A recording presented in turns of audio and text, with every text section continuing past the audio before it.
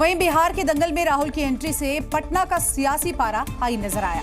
संविधान सम्मेलन कार्यक्रम के जरिए राहुल गांधी ने विधानसभा इलेक्शन को लेकर न सिर्फ अपना पहला दांव चला, बल्कि संविधान पर पाठ पढ़ाते हुए बीजेपी पर कई वार भी किए। और राहुल ने सिलसिलेवार तरीके से सियासी वार की शुरुआत संविधान के बहाने मोहन भागवत के बयान को मुद्दा बनाते हुए की।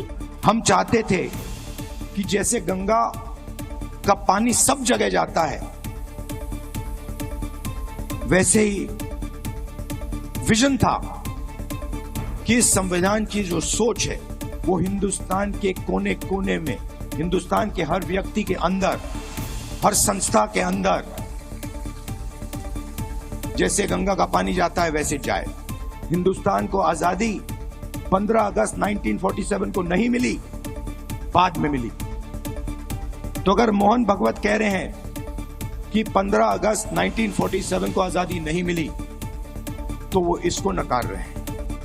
राहुल गांधी ने सियासी तीर चलाया तो निशाना सीधे जातियों में बटे बिहार के वोटर थे।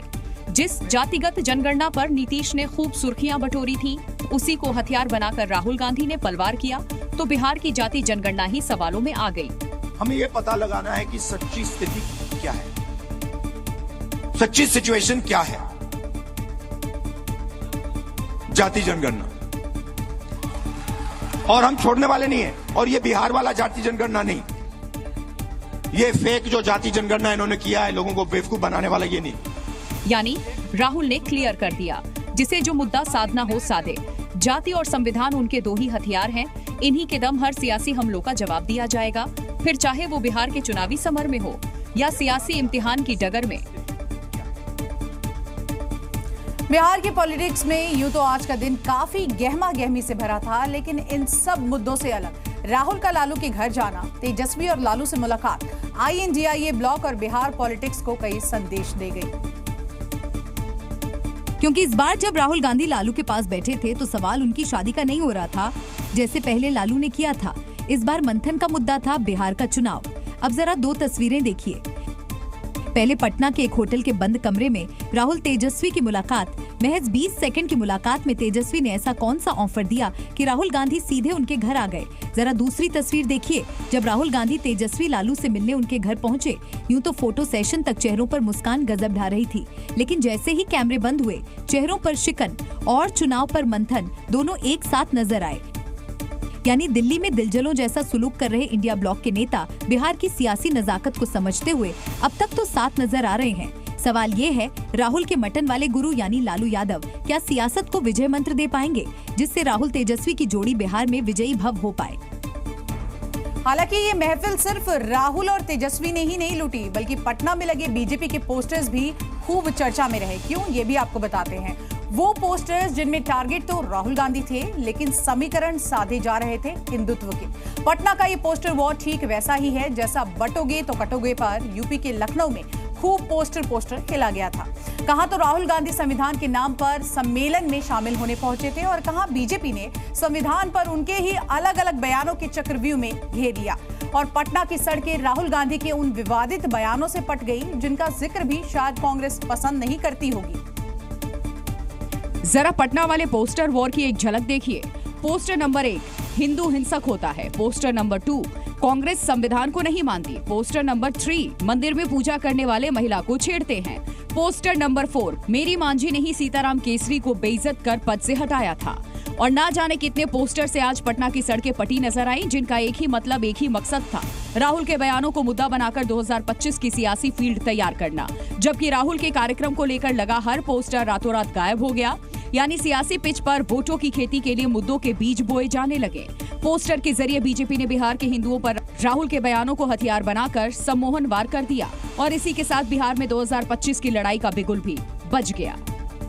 बिहार के मुख्यमंत्री नीतीश कुमार एक बार फिर अपने बयानों से विवादों में आ गए हैं और इस बार लड़कियों के पहनावे पर बोलते हुए उनकी जुबान फिसल गई है, जिसे आरजेडी ने मुद्दा बना दिया। दरअसल नीतीश कुमार प्रगति यात्रा के दौरान बेगूसराय में थे।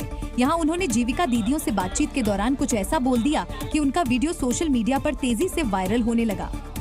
लड़की कोई कर रही थी, कपड़ा पहनती थी, तब कितना बढ़िया हो गया, सबका कपड़ा भी अच्छा पहनती है। घर से बाहर निकलने का जीविका मिले तो मौका भी मिला, बहुत अच्छा है। नीतीश कुमार के इस बयान पर तेजस्वी यादव ने तीखी टिप्पणी की। उन्होंने सोशल मीडिया एक्स पर लिखा, पहले बिहार की बेटियां कपड़े ही नहीं स्वाभिमान, स्वावलंबन और सम्मान भी पहनती थीं। स्त्री परिधान वैज्ञानिक मत बनिए, आप सीएम है, फैशन डिजाइनर नहीं। स्त्री परिधान विशेषज्ञ बनकर अपनी घटिया सोच का प्रदर्शन बंद कीजिए। और इसी के साथ तेजस्वी यादव ने इसे बिहार की आधी आबादी के अपमान से जोड़ दिया।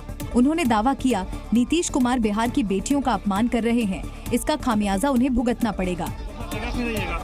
और अब बात यूपी के अयोध्या के मिल्कीपुर की, जहां पर जंग बागी वर्सेस बागी में तब्दील हो गई है। यानी कि बागी वो जो चेहरे अखिलेश और योगी दोनों की टेंशन लगातार बढ़ा रहे। सपा की टेंशन ये है कि चेहरा जो है, खासकर नाम सूरज चौधरी, पहले अवधेश प्रसाद के खास थे, टिकट नहीं मिला तो चंद्रशेखर के हो गए और अखिलेश को चुनौती पेश कर दी। तो वहीं दूसरी तरफ बाबा गोरखनाथ यानी कि बीजेपी के बागी, जिनके तेवर अब बीजेपी को टेंशन दे रहे हैं, क्योंकि 5 साल ग्राउंड पर मेहनत की, मिल्कीपुर की चुनाव की तारीख बदलवाई, लेकिन टिकट के बजाय मिली सिर्फ और सिर्फ बेवफाई। कैसे दो बागी प्लेयर यूपी के दो सबसे बड़े चेहरे पर शिकस्त पैदा कर गए, आपको समझाते हैं। अखिलेश यादव अयोध्या वाले अवधेश पर इतने कॉन्फिडेंट थे कि मेहनती कार्यकर्ता को भूल गए। उम्मीदवार बनाया अवधेश के बेटे अजीत को, यानी एक सीट पर भी परिवारवाद जीता।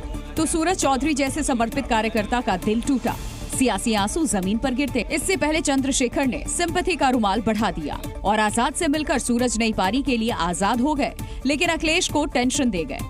समाजवादी पार्टी में ऐसे जो सांसद जी हैं, माननीय सांसद अवधेश प्रसाद जी, ऐसे लोग समाजवादी पार्टी को डुबो रहे हैं।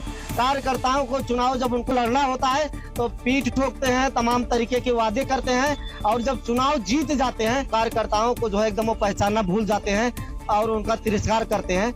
दुखी होकर के समाजवादी पार्टी मैंने जो है अवधेश प्रसाद की वजह से दुखी होकर के मैंने छोड़ दिया। यानी अखिलेश को अब बीजेपी और अपने बागी दोनों से लड़ना होगा, लेकिन एक लड़ाई बीजेपी के सामने भी है, बाबा गोरखनाथ। 2017 में बाबा गोरखनाथ ने अवधेश प्रसाद को हराया था। 2022 में उन्हें हार का सामना करना पड़ा, यानी बीते 8 साल से वो दूसरी जीत के लिए ग्राउंड पर मेहनत कर रहे थे, लेकिन टिकट मिला चंद्रभानु पासवान को। यही वजह है कि बाबा गोरखनाथ की नाराजगी और दिग्गजों का मान मनोबल अब तक जारी है और बीजेपी विजय का दावा कर रही है। श्री अखिलेश यादव जी का फर्जी पीडीए हार रहा है। भारतीय जनता पार्टी की डबल इंजन सरकार वहाँ जीत रही है। दावों के धरातल पर विजय का पताका फहराया जाने लगा है। ऐसे में मिल्कीपुर से एक साफ संदेश दिया है, न मथुरा न काशी, मिल्कीपुर में बागी वर्सेस बागी। यूपी में बाबा का बुलडोजर गरज रहा है। इसकी धमक दूसरे राज्यों में भी सुनाई दे रही है। योगी का बुलडोजर चुनावी मुद्दा भी बना, लेकिन अब 2027 के चुनाव में अखिलेश यादव इस बुलडोजर से मुकाबला करने को पूरी तरह से तैयार हैं। और इस सिलसिले में यूपी के बहराइच में एक पोस्टर चर्चा का विषय बन गया। एसपी कार्यकर्ताओं ने चौराहे पर एक बड़ा सा पोस्टर लगाया, जिसमें अखिलेश यादव बुलडोजर के सामने खड़े नजर आ रहे हैं। साथ ही इस पोस्टर पर स्लोगन दिया गया है कि न डरे थे न डरेंगे, 2024 में शुरू किए थे, 2027 में खत्म करेंगे। उसका मुकाबला राष्ट्रीय अध्यक्ष जी 24 में 37 सीटें जीतकर अकेले कर रहे हैं, ये दिखाने का प्रयास किया गया और उसको सही जगह इस्तेमाल किया जाएगा उस बुलडोजर का। दरअसल अतिक्रमण के खिलाफ पूरे प्रदेश में बुलडोजर कार्रवाई चल रही है, लेकिन विपक्ष इसे लेकर योगी सरकार को लगातार घेर रहा है और 2027 के लिए विपक्ष इसे सियासी मुद्दा बना रहा है। प्रधानमंत्री नरेंद्र मोदी ने आज देश के 230 जिलों के करीब 50,000 गाँव में संपत्ति मालिकों को संपत्ति कार्ड बांटे। स्वामित्व योजना के तहत करीब 65 लाख से ज्यादा संपत्ति कार्ड सौंपे गए। इस दौरान प्रधानमंत्री मोदी वीडियो कॉन्फ्रेंसिंग के जरिए कार्यक्रम से जुड़े और इसे ऐतिहासिक बताया। उन्होंने कहा, आज का दिन देश के गांवों के लिए और ग्रामीण अर्थव्यवस्था के ऐतिहासिक दिन है, क्योंकि 10 राज्यों और 2 केंद्र शासित प्रदेशों के 50,000 से ज्यादा गांवों में संपत्ति कार्ड वितरित किए। 5 साल पहले स्वामित्व योजना शुरू की गई थी, ताकि गांव में रहने वालों को उनके घर का कानूनी प्रमाण दिया जा सके। कहीं इनको घरौनी कहते हैं, कहीं अधिकार अभिलेख कहते हैं, कहीं प्रॉपर्टी कार्ड कहते हैं। अलग अलग राज्यों में नाम अलग अलग है। दरअसल स्वामित्व योजना की शुरुआत ड्रोन तकनीक से सर्वेक्षण के लिए की गई। इसके लिए गांवों में बसे परिवारों को अधिकारों का रिकॉर्ड सौंपना मकसद है और ग्रामीण भारत की आर्थिक प्रगति को बढ़ाने के लिहाज से अहम है। इस पहल के तहत सरकार सटीक संपत्ति स्वामित्व डेटा प्रदान कर रही है, जिसमें मालिकाना हक का रिकॉर्ड लोगों को मिलता है, जिससे भूमि विवाद कम हो गए हैं। बागेश्वर धाम के पीठाधीश्वर पंडित धीरेन्द्र कृष्ण शास्त्री की सनातन एकता अभियान का मुरीद अब मुस्लिम समाज भी हो गया है। भोपाल में एक मौलाना को पंडित धीरेन्द्र शास्त्री और उनका सनातन एकता मिशन पसंद आ गया है। मौलाना इम्तियाज अली पंडित धीरेन्द्र कृष्ण शास्त्री के मुरीद बन गए हैं और उनसे बहुत प्रभावित हैं। भोपाल के मौलाना इम्तियाज अली के मुताबिक बाबा बागेश्वर अच्छा काम कर रहे हैं। उन्होंने हिंदू समाज को जगाने का जो अभियान शुरू किया वो वाकई काबिले तारीफ है। वर्तमान समय में सनातन धर्म को एकजुट करने के लिए उनके द्वारा जो प्रयास किए जा रहे हैं वो सराहनीय है। उनके इस अभियान से मुस्लिम समाज पर इसका कोई विपरीत प्रभाव पड़ने वाला नहीं है, क्योंकि मुस्लिम समाज जो है पूर्व से ही जागरूक है, एकजुट है। उसी प्रकार हिंदू समाज को भी एकजुट होकर और सभी समाजों को एकजुट होकर हमें अपने राष्ट्र को आगे बढ़ाना चाहिए और राष्ट्र को सर्वोपरि मानते हुए ही हमें धर्मों को पालन करना चाहिए। मौलाना इम्तियाज अली सभी धर्मों को सम्मान देते हैं क्योंकि वो जानते हैं कि इसी में राष्ट्रहित है और इसीलिए वो बाबा बागेश्वर के सनातन एकता मिशन की तारीफ भी कर रहे हैं। मौलाना इम्तियाज अली की ये सोच वाकई काबिले तारीफ है। कोलकाता के आरजीकर मेडिकल कॉलेज में डॉक्टर बिटिया से हुई दरिंदगी मामले में आज बेहद अहम दिन था। जूनियर महिला लेडी डॉक्टर से रेप और हत्या के केस में सियालदह कोर्ट ने संजय रॉय को दोषी करार दिया। डॉक्टर बिटिया के समर्थन में सैकड़ों की संख्या में लोग सियालदह कोर्ट के बाहर जमा थे। हाथ में बैनर पोस्टर लेकर लोग इंसाफ की मांग कर रहे थे। इस बीच कोर्ट में मामले को लेकर सुनवाई शुरू हुई। इस दौरान कोर्ट के बाहर पुलिस फोर्स की भी तैनाती की गई थी। सुनवाई के दौरान अतिरिक्त जिला न्यायाधीश सियालदह कोर्ट ने आरजीकर रेप हत्या केस में आरोपी संजय रॉय को दोषी माना, लेकिन कोर्ट सोमवार को सजा सुनाई। सुनवाई के दौरान आरोपी संजय जज के सामने गिड़गिड़ाने लगा। मुझे झूठा फंसाया गया है, मैंने ऐसा नहीं किया है, जिन्होंने ऐसा किया उन्हें छोड़ दिया जा रहा है। इसमें एक आईपीएस शामिल है। लेकिन गवाहों और सबूतों के बिना पर कोर्ट ने संजय रॉय को रेप और हत्या का दोषी माना। कोर्ट ने आरोपी के खिलाफ बीएनएस की धारा 64, 66, 103/1 के तहत आरोप तय किए। संजय रॉय पर आरोप है कि वो आरजीकर मेडिकल कॉलेज और अस्पताल गया और सेमिनार रूम में जाकर वहां आराम कर रही महिला डॉक्टर पर हमला किया और उसकी हत्या कर दी। इस मामले में अब सोमवार को सियालदह कोर्ट सजा सुनाएगी।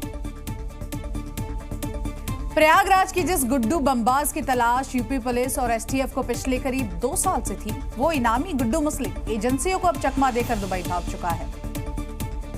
और दावा किया जा रहा है कि प्रयागराज में उमेश पाल हत्याकांड को अंजाम देने के बाद गुड्डू मुस्लिम यूपी से पहले पश्चिम बंगाल भागा और फिर कोलकाता से दुबई पहुंच गया।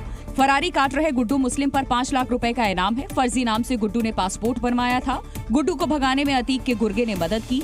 6 दिसंबर को कोलकाता से दुबई भाग गया। केंद्रीय एजेंसी ने यूपी पुलिस को ये जानकारी दी है। यानी जिस गुड्डू बमबाज को पकड़ने के लिए यूपी पुलिस देश के कोने कोने में खाक छानती रही, वो अब दुबई में अपना ठिकाना ढूंढ चुका है। गुड्डू ने फेक पासपोर्ट बनवाने में अतीक अहमद के करीबी लेदर व्यापारी से मदद ली थी। ऐसे में गुड्डू मुस्लिम 6 दिसंबर को दुबई भाग गया था। केंद्रीय एजेंसियां और यूपी पुलिस अब इस मामले की गहराई से जांच कर रही हैं। कोलकाता में फर्जी पासपोर्ट बनाने वाले नेटवर्क की जांच तेज कर दी गई है। साथ ही अतीक की फरार पत्नी शाइस्ता को पकड़ने की कवायद भी रफ्तार पकड़ चुकी है। अगली खबर महाकुंभ से, जहां पर नागा सन्यासियों की चर्चा पूरे विश्व भर में है। इस बीच अखाड़े में 5000 नए नागा साधुओं की फौज भी तैयार की जा रही है, जिनका संगम के तट पर पिंडदान किया गया। हर हर महादेव का जय घोष। संगम के तट पर सिर मुंडाकर जुटे हजारों सन्यासी। ये उस रस्म की तैयारी है जब 5000 सन्यासियों को नागा साधु बनाया जाएगा। लेकिन उससे पहले होगा इनका पिंडदान, क्योंकि जो नागा साधु बनते हैं वो मोह माया से अलग हो जाते हैं और इसलिए सबसे पहले इनका पिंडदान कराया जाएगा। पूछा जाएगा अभी क्या अपनी मर्जी है, अभी जा सकते हो आप, क्या अभी जाना चाहते हो तो आपको किराए के लिए, अगर कोई दिक्कत है, परेशानी है, अगर आपदा है, कोई वो है क्या, तो आप जा सकते हो घर। एक बहुत बड़ी बात है कि पिंडदान कर देंगे। 17 पिंडदान होंगे, गुरु का पिंडदान, परिवार का पिंडदान, अपना पिंडदान। और अभी इनसे पूछा जाएगा कि अभी जाने की इच्छा है तो आप जा सकते हैं और उन्हें पहुंचाने की व्यवस्था ये खुद करवाएंगे। यहाँ जितने भी लोग नागा साधु बनने आए हैं वो सब अपनी मर्जी से आए हैं, क्योंकि इन्हें सनातन में पूर्ण आस्था है। सन्यासियों को जीवन में सादगी पसंद है पूरे महाकुंभ में करीब 1.5 लाख नागा साधुओं की फौज तैयार होगी। इसलिए महाकुंभ के अखाड़े नागा साधुओं की नई फौज तैयार करने में जुटे हैं। जूना अखाड़ा 5000 नए नागा साधुओं को तैयार कर रहा है। पूरे विधि विधान से संगम किनारे रस्में निभाई गई। इस दौरान नागाओं का पिंडदान कराया गया, क्योंकि बिना पिंडदान किए नागा साधु बनना संभव नहीं है। और देखिए, महाकुंभ में साधु संतों के अलग अलग रूप देखने को मिल रहे हैं और इन सब के बीच अब सुर्खियों में है गोल्डन बाबा, जो कि करीब 6 करोड़ के आभूषण पहनकर महाकुंभ की रौनक बढ़ा रहे हैं। निरंजनी अखाड़े से जुड़े ये बाबा अपने अनोखे अंदाज और सोने से सजे व्यक्तित्व की वजह से काफी लोकप्रिय हो चुके हैं। गोल्डन बाबा करीब 4 किलो सोना पहनते हैं, जिसकी कीमत 6 करोड़ के आसपास है, जिसमें अंगूठियां, कंगन, घड़ी और एक सोने की छड़ी शामिल है। छड़ी पर देवी देवताओं के लॉकेट लगे हैं, जो साधना और भक्ति का प्रतीक माने जाते हैं। बाबा का कहना है कि उनके हर आभूषण में आध्यात्मिक ऊर्जा निहित है और दिखावे से परे है। रुद्राक्ष है, इसमें मूंगा है, कोरल है, स्फटिक है, ये सभी थोड़ा डिफरेंट इसमें है। आल देवता है मेरा, समथिंग डिफरेंट होगा, मेरा माइंडसेट समथिंग डिफरेंट होगा। समाज के लिए अच्छा मैसेज देना पड़ता है। हम जाते टाइम हमें सब लोग को एक पॉजिटिव एनर्जी हम देना पड़ता है। गोल्डन बाबा का नाम एसके नारायण गिरी जी महाराज है। वो केरल के निवासी हैं और दिल्ली में रहते हैं। फिलहाल वो निरंजनी अखाड़े से जुड़े हुए हैं और अपने अनोखे अंदाज की वजह से महाकुंभ में श्रद्धालुओं के आकर्षण का केंद्र बने हुए हैं। प्रयागराज में सबसे बड़े धार्मिक उत्सव महाकुंभ के अलग अलग रंग बेहद खास है, लेकिन महाकुंभ में गब्बर की एंट्री तब चर्चा में आई जब गुमशुदा डेस्क से गब्बर के नाम अनाउंस होने लगे। और महाकुंभ में इस अनाउंसमेंट ने सबका ध्यान अपनी ओर खींच लिया। माइक के जरिए एक शख्स जोर जोर से गब्बर गब्बर के नाम पुकार रहा था। सुशीला बोल रही हूँ, गब्बर और महेंद्र कहाँ पे है? राम से जीवन यादव, मैं टावर के पास हूँ, आके मुझे ले चलो। गब्बर भैया चाहिए, Gabbar Yadav. Video social media पर तेजी से वायरल हो रहा है, जिसमें एक महिला अपने रिश्तेदार से अलग होने के बाद अनाउंसमेंट कर रही है। इसमें वीडियो बनाने वाले शख्स की भी आवाज आती है, जिसमें वो कह रहा है कि भैया गब्बर चाहिए इसे। सुशीला बोल रही हूँ, गब्बर और महेंद्र कहाँ पे है? राम से जीवन यादव, मैं टावर के पास हूँ, आके मुझे ले चलो। गब्बर भैया चाहिए, गब्बर यादव। हालांकि महाकुंभ से जुड़े कई वीडियो और तस्वीरें इन दिनों सोशल मीडिया पर वायरल हो रहे हैं, जो लोगों का ध्यान अपनी ओर आकर्षित कर रहा है। यहाँ विदेशी श्रद्धालुओं के अलावा नागा साधु और बाबा के वीडियो भी देखने को मिल रहे हैं। बॉलीवुड की मशहूर अभिनेत्री मौनी रॉय महाकाल की भक्ति में सराबोर नजर आई। मौनी रॉय उज्जैन बाबा महाकालेश्वर के दर्शन करने पहुंची, जिसकी तस्वीरें सामने आई हैं। बिहार के साथ वो भस्म आरती में भी शामिल हुई। मुख्य मंदिर में भस्म आरती के बाद पुजारी ने पूजा संपन्न कराई। मंदिर में उन्होंने 2 घंटे से भी ज्यादा का समय बिताया। अभिनेत्री मौनी नंदी हॉल में शिव साधना में लीन नजर आई। इस दौरान उन्होंने लाल रंग की साड़ी पहने हुए थी। अभिनेत्री ने बताया कि महाकाल मंदिर आकर उन्हें जो अनुभव हुआ वो अविस्मरणीय है। अद्भुत और अलौकिक अनुभूति रही। मैं बहुत समय से चाहती थी कि मुझे ये मौका मिले कि मैं यहाँ और मुझे दर्शन हो पाए। इसके साथ ही अभिनेत्री ने मैनेजमेंट टीम और मंदिर के पुजारियों को भी धन्यवाद दिया। टीवी और फिल्म जगत की लोकप्रिय अभिनेत्री शिव भक्त है और अक्सर शिव मंदिर जाया करती हैं। इससे पहले भी उन्हें कई बार शिव मंदिर में पूजा करते हुए देखा गया है। यूपी के कानपुर से एक हैरान कर देने वाला मामला सामने आया है, जहां पर बीवी ने सरकारी नौकरी लगते ही पति को छोड़ दिया और मायके चली गई। आरोप है कि अब लड़की वाले उल्टा दहेज में 1 करोड़ मांग रहे हैं। ये हैरान करने वाली कहानी कानपुर और गाजियाबाद यानी 2 शहरों से जुड़ी है। कानपुर में रहने वाले बजरंग भदौरिया प्राइवेट स्कूल में मैनेजर हैं। 2023 में उनकी शादी गाजियाबाद की लक्षिता से हुई थी, लेकिन 2 साल के अंदर ही बीवी को सरकारी नौकरी मिल गई और पूरी कहानी बदल गई। शादी होने के बाद इनका मन था सरकारी नौकरी करने का, इनकी जॉब लगी।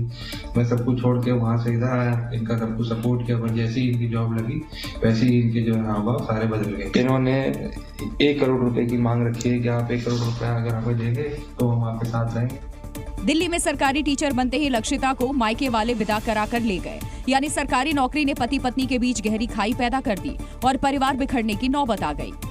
बजरंग भदौरिया उनकी पत्नी के बीच में विवाद है, जिस संबंध में बजरंग भदौरिया द्वारा तहरीर दी गई है, जिसमें थाना में मुकदमा पंजीत किया गया है और तथ्य के आधार पर विवेचना की जा रही है। जो तथ्य आएंगे उसके आधार पर विवेचना निष्पादन किया जाएगा। पत्नी का कहना है कि मायके से ही नौकरी करूंगी। पति का आरोप है कि पत्नी साथ में रहने के लिए 1 करोड़ की डिमांड कर रही है, यानी यहाँ लड़की वाले दहेज मांग रहे हैं, वो भी 1 करोड़। पीड़ित पति का दावा है कि जब उसने पत्नी को विदा कराने का दबाव बनाया तो झूठे मुकदमे में फंसाने की धमकी दी गई। अब बजरंग पुलिस से इंसाफ की गुहार लगा रहे हैं। हैदराबाद मेट्रो एक बड़ी कामयाबी हासिल की है। मेट्रो न सिर्फ यात्रियों को एक जगह से दूसरी जगह तक ले जा रही है, बल्कि ये उपलब्धि क्या है आपको दिखाते हैं। बल्कि स्वास्थ्य क्षेत्र में भी अहम योगदान निभा रही है। हैदराबाद मेट्रो ने एक ऐसा कारनामा किया जिससे हर कोई उसकी वाहवाही कर रहा है। इस वाहवाही के पीछे का कारण है कि मेट्रो की वजह से एक हार्ट पेशेंट की जान बचाई गई। मेट्रो ने न सिर्फ ग्रीन कॉरिडोर बनाया, बल्कि 13 किलोमीटर की दूरी को सिर्फ 13 मिनट में पूरा किया, जिससे हार्ट ट्रांसप्लांट के लिए दिल पहुंचाया। इसे लेकर एक वीडियो भी सामने आया। सोशल मीडिया पर वायरल वीडियो में मेट्रो में सफर करते हुए अस्पताल के डॉक्टर और कर्मचारी नजर आ रहे हैं। ग्रीन कॉरिडोर की मदद से एलबी नगर के कामिनेनी अस्पताल से लकड़ी के पुल इलाके के ग्लेनिगल्स ग्लोबल अस्पताल तक हार्ट पहुंचाया गया। इस दौरान मेट्रो ने 13 स्टेशनों से गुजरते हुए 13 किलोमीटर की दूरी सिर्फ 13 मिनट में तय की। इससे काफी समय बच गया। ये सब डॉक्टरों की देखरेख में किया गया। ये ग्रीन कॉरिडोर 17 जनवरी को रात 9:30 बजे बनाया गया था। कामिनेनी अस्पताल की टीम ने मेडिकल बॉक्स में डोनर हार्ट रखा और उसे मेट्रो के जरिए ग्लेनिगल्स ग्लोबल अस्पताल तक पहुंचाया, जहां हार्ट ट्रांसप्लांट होना था। अगली खबर जम्मू कश्मीर से, जहां पर राजौरी में एक रहस्यमयी बीमारी ने दहशत फैला रखी है। एक छोटे से गांव में अब तक एक कर कुल 16 लोगों की मौत हो चुकी है, लेकिन मौत की असली वजह क्या है, अभी तक ये रहस्य बना हुआ है। अस्पतालों में मरीजों की भीड़ बढ़ती जा रही है। रहस्यमयी बीमारी को लेकर अधिकारी भी हैरान हैं। करीब 2000 से ज्यादा सैंपल भी लैब भेजे गए, लेकिन किसी भी वायरल या संक्रमण की पुष्टि नहीं हुई। दिसंबर 2024 की शुरुआत से बधाल गांव में रहस्यमयी बीमारी से 16 लोगों की मौत हो चुकी है, जबकि 38 से ज्यादा लोग अभी प्रभावित हैं। बीमारी के लक्षण और प्रोग्रेस को भी देखा जा रहा है। मरीजों की हालत 2 से 3 दिनों के भीतर तेजी से बिगड़ती है और वेंटिलेशन के बावजूद मौत हो जाती है। जिला प्रशासन, स्वास्थ्य विभाग और पुलिस मौतों की जांच कर रही है। स्वास्थ्य विभाग पूरी तरह अलर्ट पर है। चिकित्सा विशेषज्ञों और PGI Chandigarh, national institute of virology और national centre for disease control जैसे संगठन बीमारी का पता लगाने में जुटे हैं। लगातार हेल्थ सर्वे किया जा रहा है, लेकिन अभी तक रहस्यमयी बीमारी का पता नहीं चल पाया है। और देखिए, आपने खाने की तरह तरह की प्रतियोगिताएं देखी होंगी, लेकिन क्या कभी दही खाने का कंपटीशन देखा है? पटना में एक ऐसे ही कंपटीशन का आयोजन हुआ, जहां पर 3 मिनट में लोग इतनी दही खा गए कि गिनती जानकर आप दंग रह जाएंगे। दही खाते इन लोगों को देखकर पहली नजर में कोई भी दंग रह जाएगा। ऐसी जल्दी जैसे दही कहीं भाग जाएगा। लेकिन ठहरिए, ये जल्दी दही के लिए नहीं, बल्कि दही खाकर इनाम जीतने की है। तस्वीरों में देखा जा सकता है महिलाएं कंपटीशन जीतने के लिए किस तरह से दही खा रही हैं। कोई एक हाथ से खा रहा है, कोई दोनों हाथों से जीत को आसान बना रहा है। तस्वीर किसी भुक्कड़ की टोली की याद दिलाती है, लेकिन इस जल्दबाजी की वजह जानकर आप भी कहेंगे कि वाह, क्या दही खाया है। दरअसल यहाँ दही खाओ प्रतियोगिता चल रही है। वक्त है सिर्फ 3 मिनट। 3 मिनट में सबसे अधिक दही खाने वाला विजेता और बाकियों के हिस्से दही की डकार। दही खाने की इस रेस में शामिल होने के लिए पूरे बिहार से लोग पहुंचे। कुल 580 प्रतियोगियों में बिहार के अलावा यूपी और झारखंड के लोग भी शामिल थे। हालांकि दही खाने की इस रेस में पहले 3 विनर को ही इनाम जीतने का मौका मिला। आपको बता दें, डेयरी फार्म 2011 से दही खाओ प्रतियोगिता आयोजित करती आ रही है।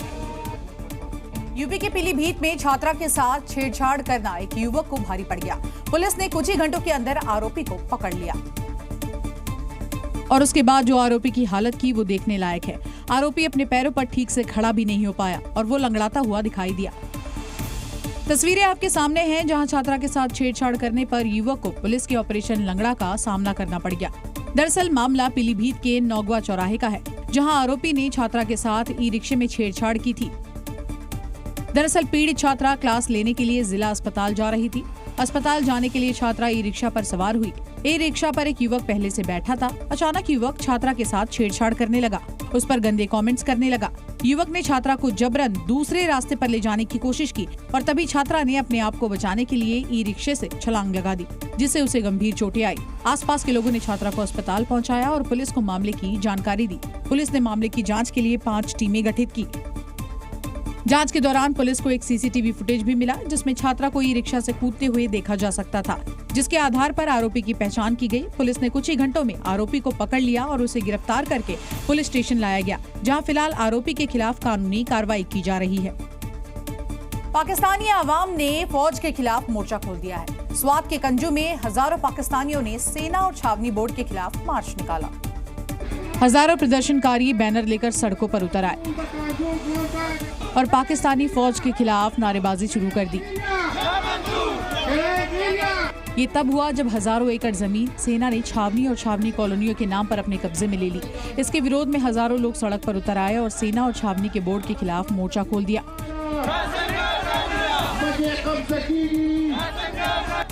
स्वात पहले पश्तूनों का एक स्वायत्त राज्य था, लेकिन 28 जुलाई 1969 को पाकिस्तान ने इसे नियंत्रण में ले लिया। पाकिस्तानी सेना ने औपचारिक रूप से 2007 में स्वात का दौरा किया, सैन्य छावनी के खिलाफ विरोध प्रदर्शन किया और एक बार फिर हल्ला बोल दिया।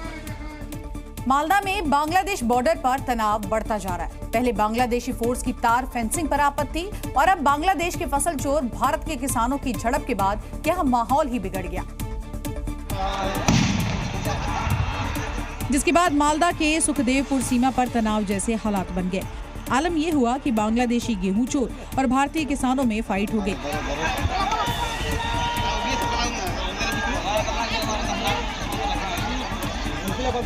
ये तस्वीरें भारत बांग्लादेश सीमा की है। यहाँ का नजारा देख आप समझ गए होंगे कि माहौल कितना तनावपूर्ण है।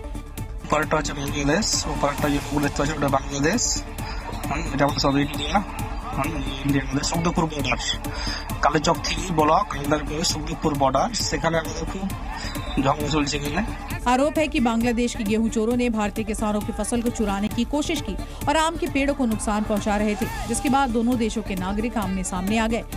जरा इस तस्वीर को देखिए, भीड़ के बीच अचानक देसी बम चलाए जा रहे हैं, यानी बॉर्डर पर बमबारी, जिसके बाद भगदड़ मच गई और धुएं का गुबार देखने को मिला।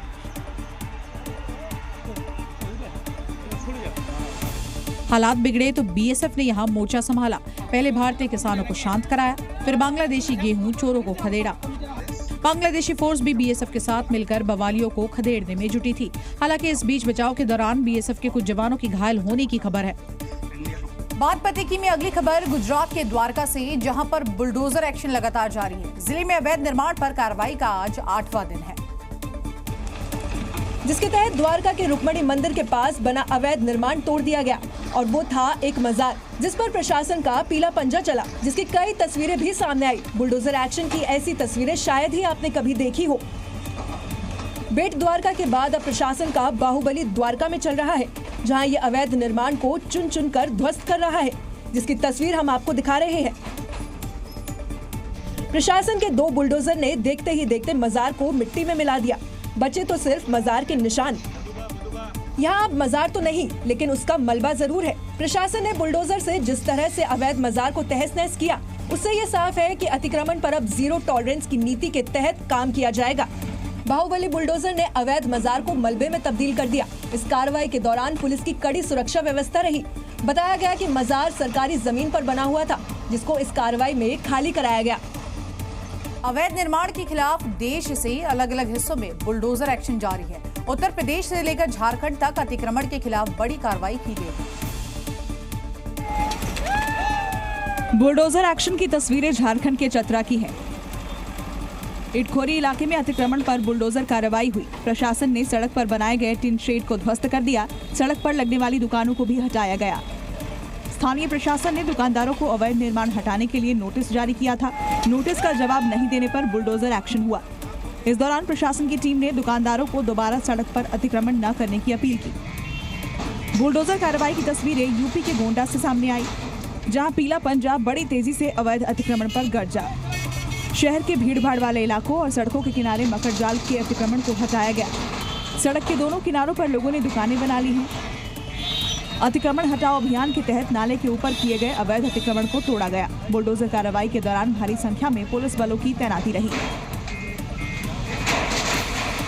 इस वक्त की बड़ी खबर आपको बता दें, जम्मू कश्मीर में 4 एक्टिव आतंकियों का पोस्टर रिलीज किया गया है। जम्मू कश्मीर पुलिस द्वारा इसे रिलीज किया गया है। आतंकियों के पोस्टर्स लगाए गए हैं और लोगों से अपील की गई है कि ये कहीं भी दिखे तो तुरंत पुलिस को इसकी सूचना दी जाए। आपको बता दें 5-5 लाख रुपए के इनामी है ये चारों आतंकी और इसी के साथ साथ आतंकियों की डिटेल शेयर करने की अपील की गई है। सूचना देने वाले की पहचान गुप्त रखी जाएगी। जम्मू कश्मीर पुलिस की ओर से आपको बता दें ये बड़ी जानकारी और देखिए अपील किया गया है। किश्तवाड़ डिस्ट्रिक्ट से ये 4 तस्वीरें सामने आई है। जेएंडके में एक्टिव है ये चारों के चारों आतंकी और आम जनता से अपील की गई है कि इनके बारे में कोई भी जानकारी हो तो तुरंत पुलिस को पहुंचाई जाए। 5 लाख रुपए के इनामी है ये आतंकी। खबरों में आगे बढ़ते हैं, बात करते हैं सोशल मीडिया की दुनिया की, क्योंकि ये तो बहुत ही अलग है। यहाँ हर दिन कुछ न कुछ ऐसा नजर आता है जिससे इंसान ने पहले कभी नहीं देखा होता है। अब जरा इस वीडियो को ही देख लीजिए। आपने आज तक गई भैंस पानी में वाली कहावत तो बहुत बार सुनी होगी। भैंस को पानी के अंदर देखा भी होगा, मगर क्या आपने कभी किसी भैंस को कच्चे मकान की छत पर चढ़े हुए देखा है? अब वो भी हम आपको दिखाएंगे। वायरल वीडियो में कच्चे मकान की छत पर एक भैंस चढ़ी हुई दिखाई दे रही है। लोग बाहर खड़े हैं और इसका वीडियो बनाते हुए चिल्ला रहे हैं। वीडियो में कुछ देर बाद घर में मौजूद महिला भी भागते हुए बाहर आती है। उसकी बातों से इतना तो समझ आता है कि उसे अपने घर के टूटने का डर है।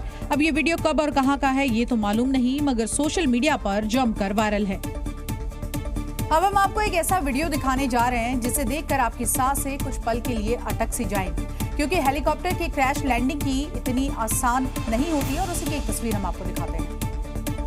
आसमान में दिख रहा अनियंत्रित हेलीकॉप्टर पेरू का है, जिसकी पहाड़ों के बीच इमरजेंसी लैंडिंग करनी पड़ी, जिसका वीडियो अब सोशल मीडिया पर वायरल हो रहा है। वीडियो में देखा जा सकता है कि तकनीकी खराबी के कारण पुलिस का हेलीकॉप्टर अनियंत्रित हो गया और हवा में गोल गोल घूमने लगा। गनीमत रही कि पायलट ने किसी तरह से हेलीकॉप्टर की क्रैश लैंडिंग की।